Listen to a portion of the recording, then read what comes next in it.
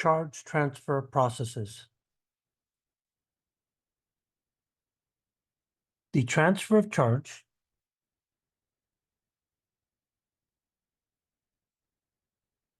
or of electrons occurs when an electron relocates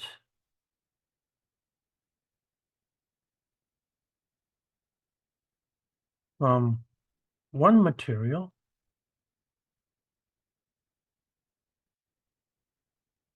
to a different one.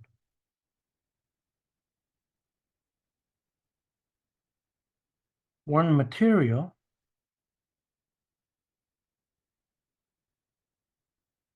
has free electrons. Maybe free is a bad choice, or a tendency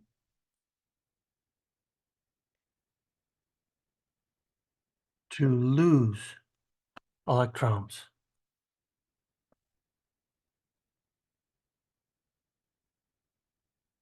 While the other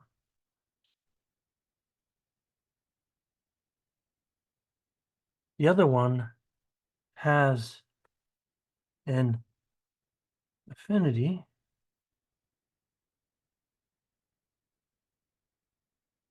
for those electrons.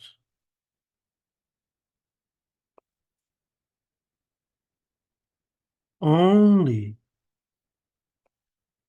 electrons are transferred.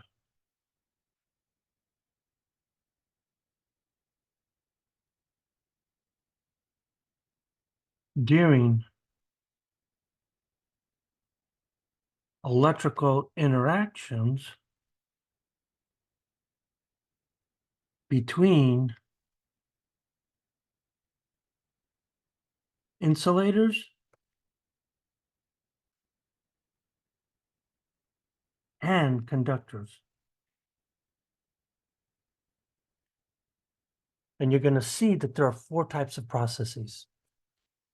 The first one is I'm going to call charging by contact. As I'll talk about later, here in a moment, a lot of people call this charging by friction, which is very misleading. Then what we're going to look at is that we're going to look at induction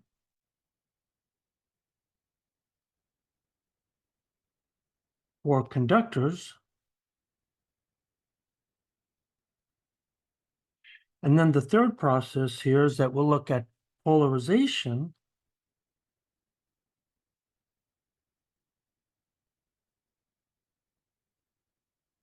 for insulators. But the physics word is typically dielectrics. And then fourth, we're going to look at something called dielectric breakdown.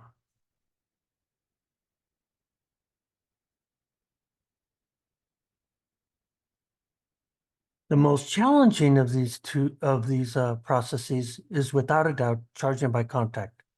So this lecture will focus on charging by contact.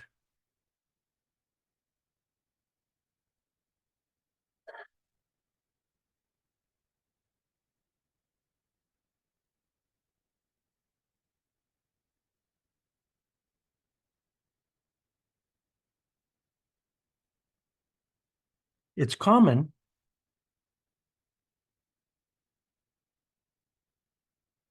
to call this process as charging by friction,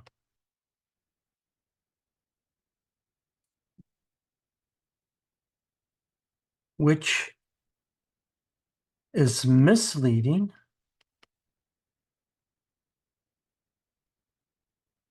and wrong. Friction plays no role whatsoever.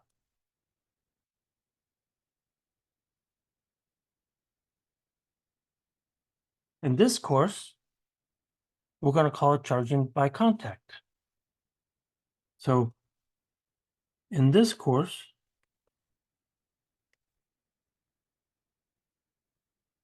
it's called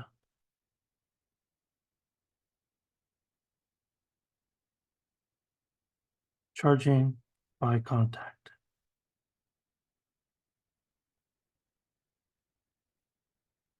which describes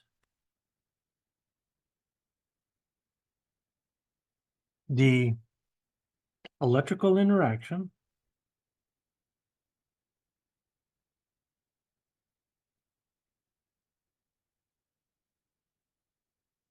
between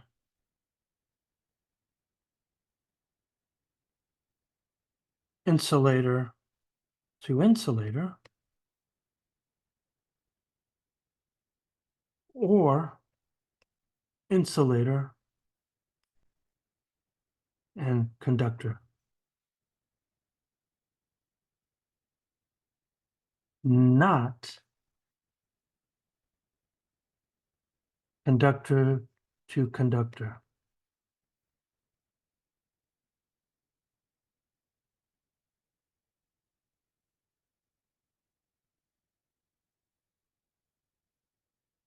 One of nature's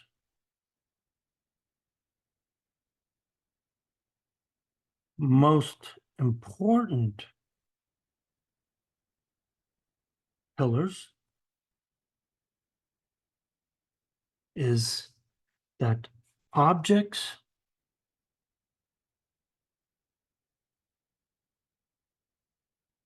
always seek the lowest possible energy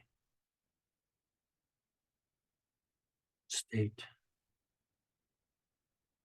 And when we say the lowest possible energy state, it really means lowest potential energy state.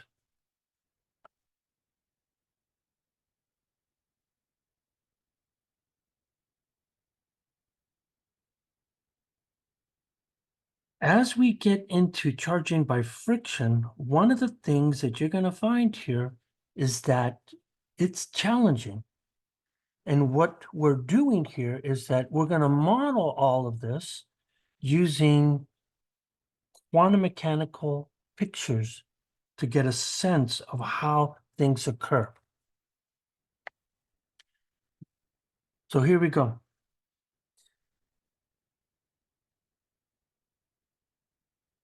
Charging by contact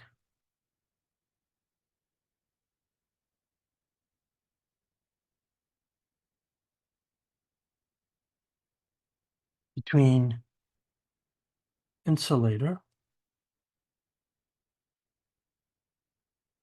and insulator.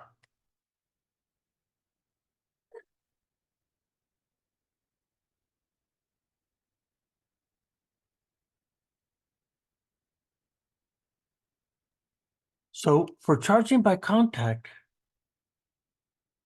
or let's say for charging by contact to occur between two different insulators, they must have different depths of their potential wells. Okay, so one must have two different insulators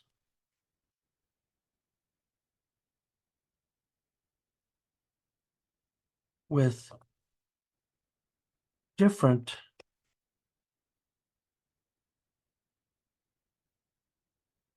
potential well depths. In other words, we're talking about the binding energies. In my language,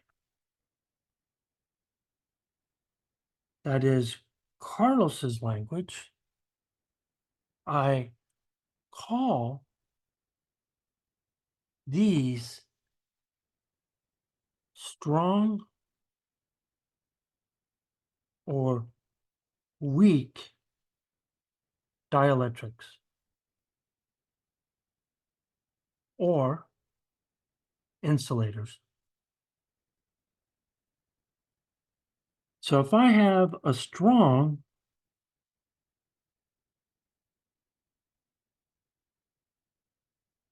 dielectric, that means we have tighter bound electrons. Therefore, we have deeper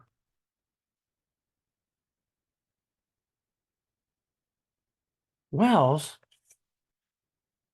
which imply that they have a lower electrical potential energy. On the other hand, if I have a weak dielectric, then I have less bound states, and therefore I have, instead of a deep well, look at that, I put an R there. Instead of deep wells, I have shallow wells, which then means that these guys have higher electrical potential energy. So one example of this, so as an example, there's lots of ways that we can look at this, but one example is that if you have a PVC rod, which is in your lab kit, this guy is a strong dielectric. On the other hand, if you have a piece of wool, or sometimes people have fur, this turns out to be a weak dielectric. So picture-wise, what are we seeing here? So picture-wise,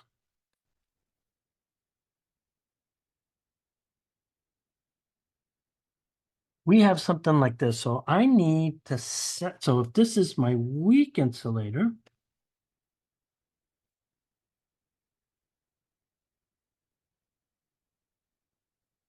this would be like the wool. And then over here, I'm going to have my strong insulator. And this is going to be like the PVC rod. And so I need to set my 0 point. So I'm going to say that right here, this is my ground. In other words, the electrical potential energy at this point is 0. So now I start drawing my wells. So in other words, I could have these guys that look something like this.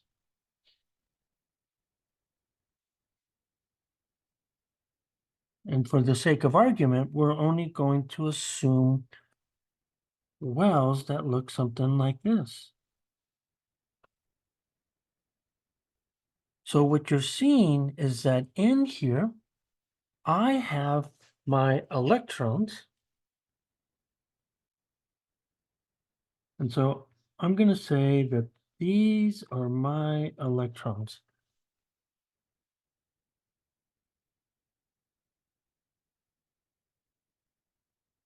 And when I look at their binding energy, the binding energy is that size right there. Now, if I look at the strong insulator, now remember, we have to set our ground here, the 0. So now I'm going to draw the exact same situation here. So then I'm going to go deeper wells.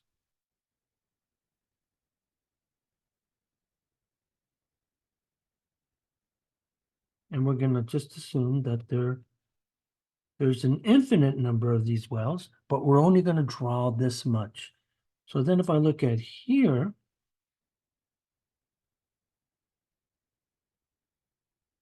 the light blue here is the forbidden region. So now these are our electrons here. So what you're seeing here is that a more negative number, right? So if I look at this guy here, this is telling me that this is the binding energy, which is going to be larger here. But what you're seeing is that if I have the stronger insulator has a larger negative number, so therefore it's smaller than the negative number produced by the weak dielectric. So in essence, this is what I'm saying. I'm saying that if I have these guys are higher energy,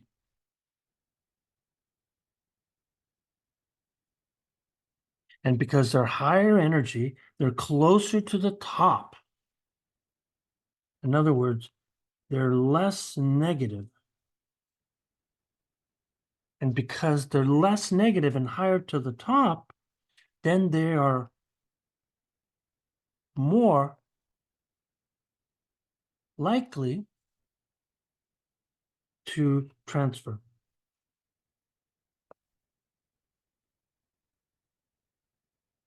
Now, I can say the same thing for these guys over here. So when I'm looking at these guys, they're deeper in the well. So in this case, they have a lower energy, which means that it's more negative. And because it's more negative, it's harder to get out of the well. So this tells you is that it's less likely to transfer. So only the green ones are going to do that. So then picture-wise, how do I start to think about this? So I have my picture. So now let's just put some words together to see what this means. So here's the key points here now.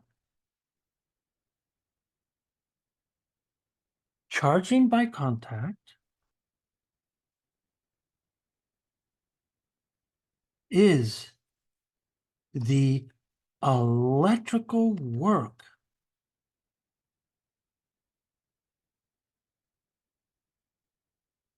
done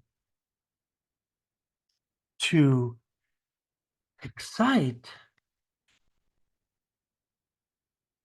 and transfer the weaker green electrons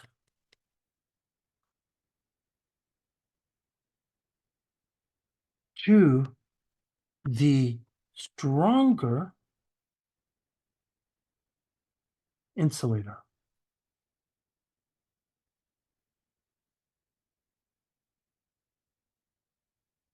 This work is done by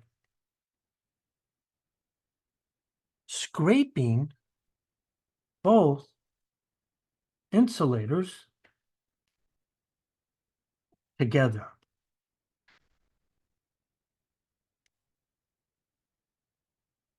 So in other words, I have electrical work is done. So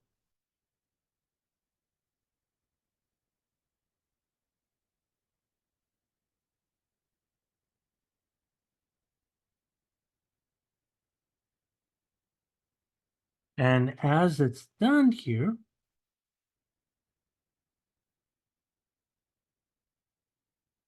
I'm then going to see that it increases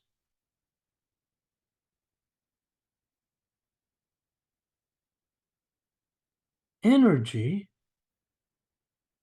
of some electrons.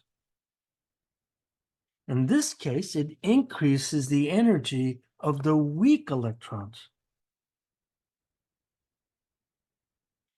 So if I continue to follow my flow chart here, you'll see here is that now the weak electrons transfer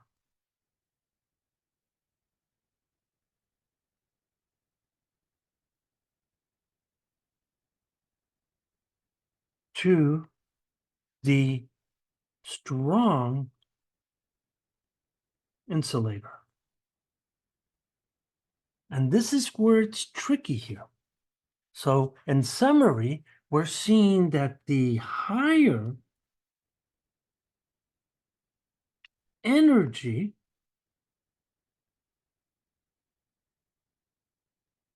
green electrons from the weak insulator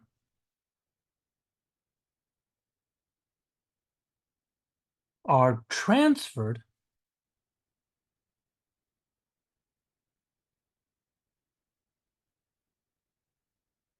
to the lower energy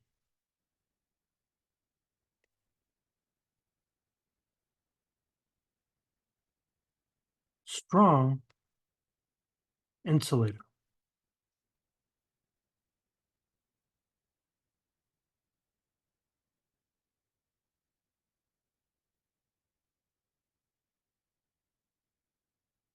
In other words, coming back here to this principle that we talked about, objects always seek the lowest possible energy state. That's what these electrons are doing. So by doing work by contact, you actually have electrical work that does. It increases the energy of the electrons and it pops them out of the well. So let's draw a picture of the situation. So I'm going to grab this guy here.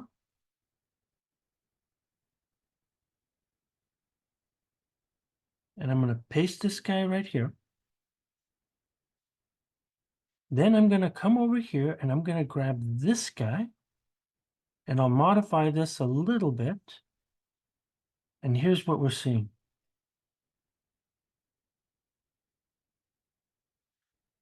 So I'm going to get rid of the binding energies.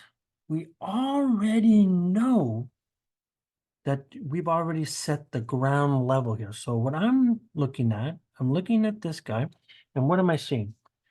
This right here is the weak insulator because these electrons are at higher. These guys is the strong insulator. So in this case, this is higher energy.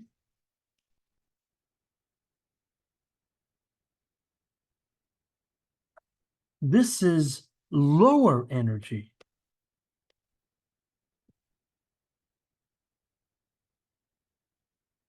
So we have to transfer.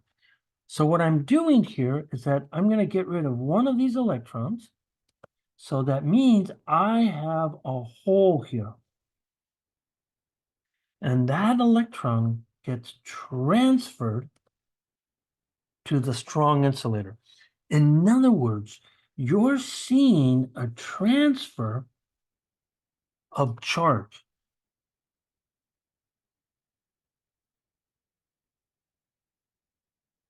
So picture-wise, we see here is that this implies that if I have less electrons,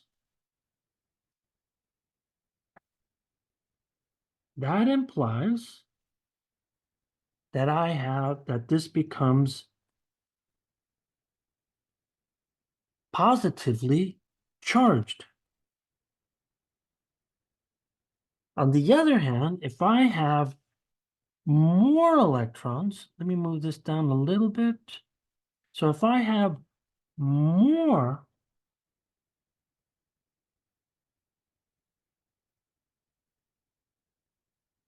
then this has to be negatively charged.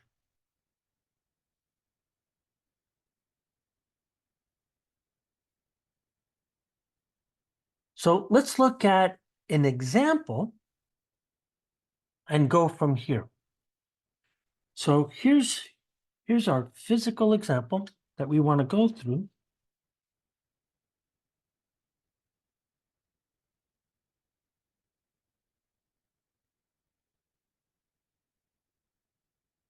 So our physical example is that we're going to suppose we have two insulators.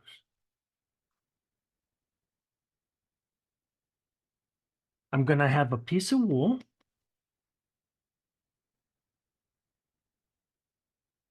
I'm going to call that the weak insulator, and a PVC rod, which is the strong insulator.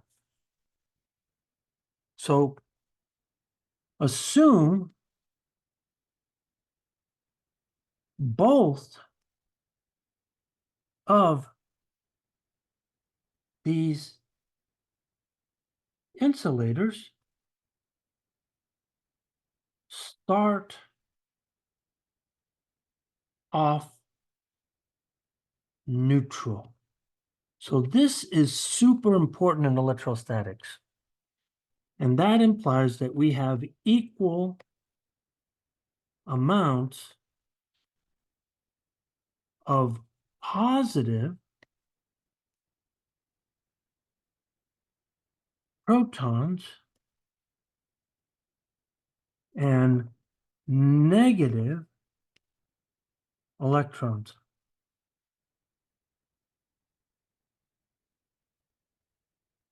So during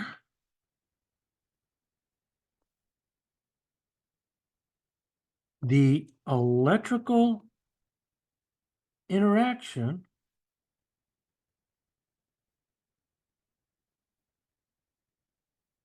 only electrons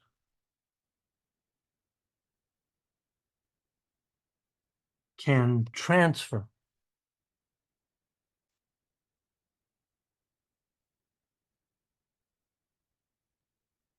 Never protons. So let's define some symbols.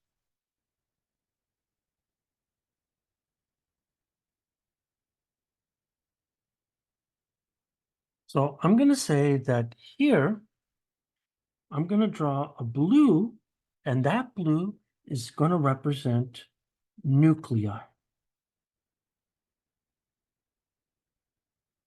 If I draw a red electron, that means that this is the strong electrons.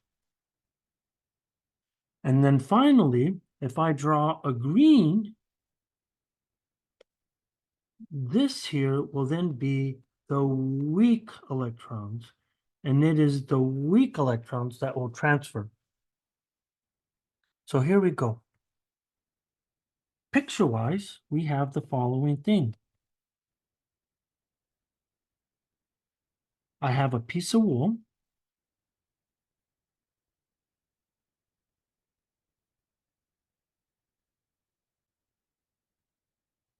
And I have a PVC rod.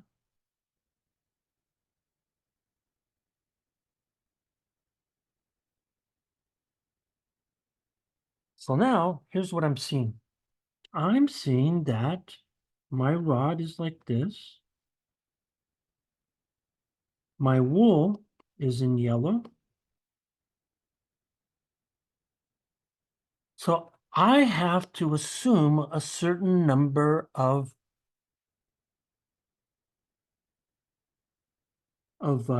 atoms in the wool, and we're going to assume that there's 6. And then over here, we're also going to assume 6 as well. So these guys represent the nuclei. Actually, they're ions. And the reason why I'm saying is that ions, because when I look at these guys, I'm seeing that the wool here has the higher energy electrons. So then associated with each of these guys, we have 1 electron. Whereas these electrons over here are more tightly bound.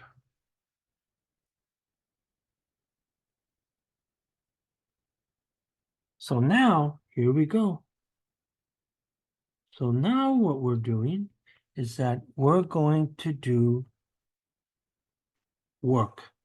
So we're going to work by scraping.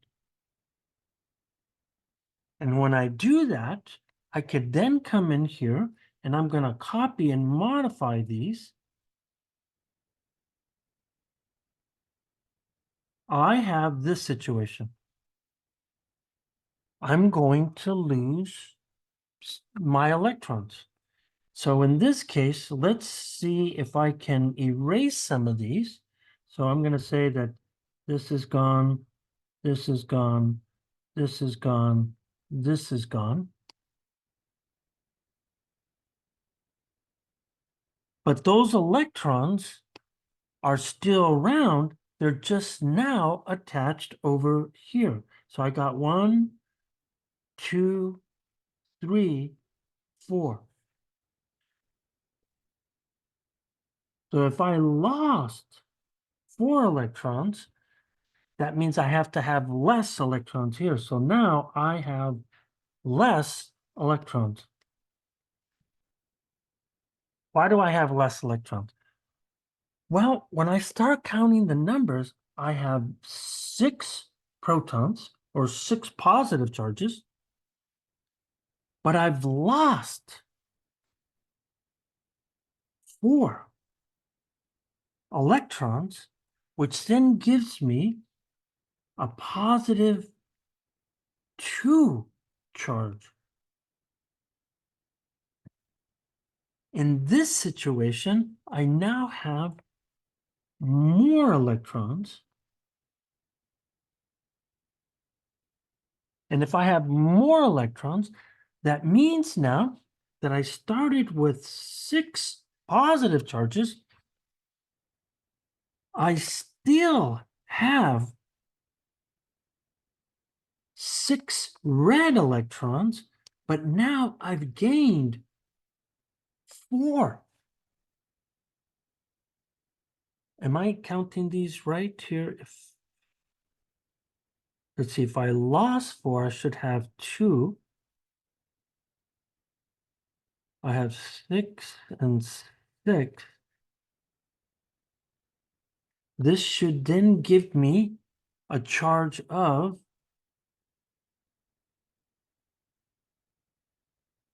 minus 4. So where am I counting wrong here? Oh, I had bad algebra right here. My mistake is that I only have 2 electrons left, so therefore I have a positive 4. Now, let's look at a video of a person actually doing this. It's actually quite short. And I want to go in and share my screen here with you. And as you're seeing here, let's look at what this guy's going to do.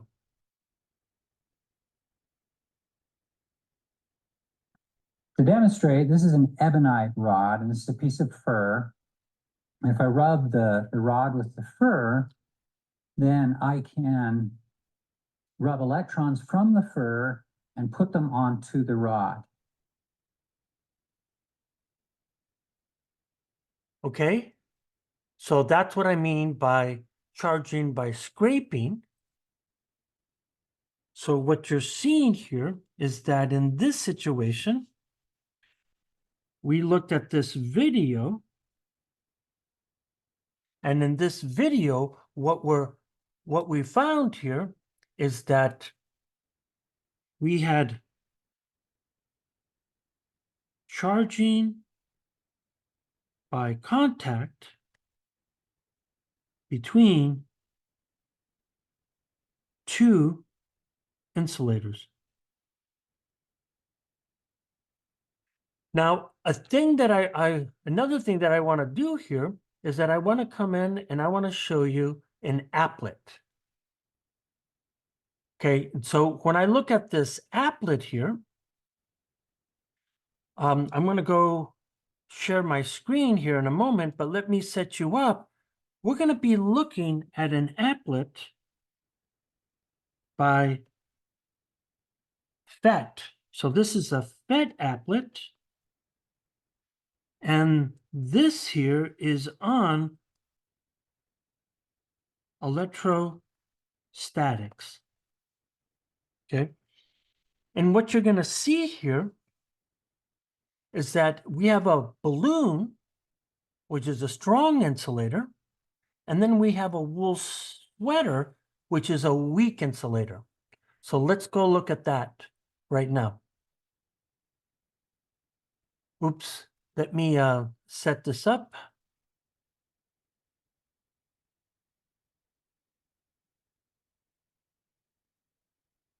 So now here's the balloon here, and you could see that it's a neutral balloon because it has 4 positive charges and 4 negative charges.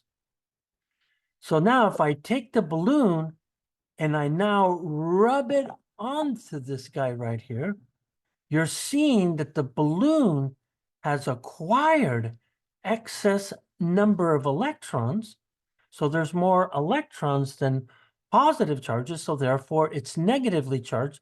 The sweater has less electrons and it has more positive charges. So these guys are automatically attracted to each other. But so if I let it go, you'll see that it actually does that. So back to my pictures here. Here's what I did here. So before this happened, I took some screenshots of these guys, and here's what we're seeing right here. So the wool sweater here, this is a wool sweater, and this is the weak dielectric.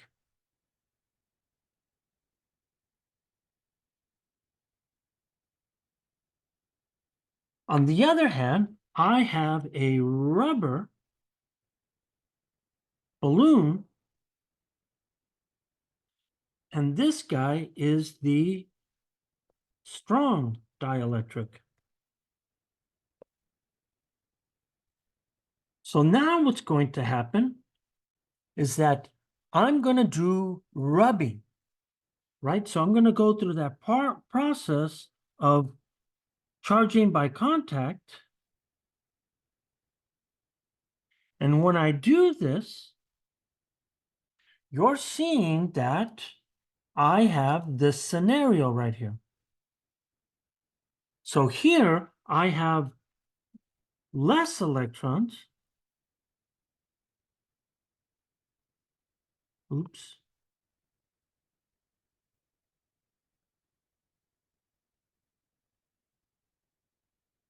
Therefore, this thing must be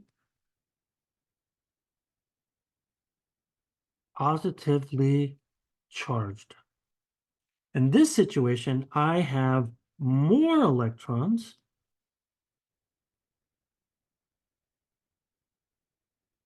and this means it's negatively charged.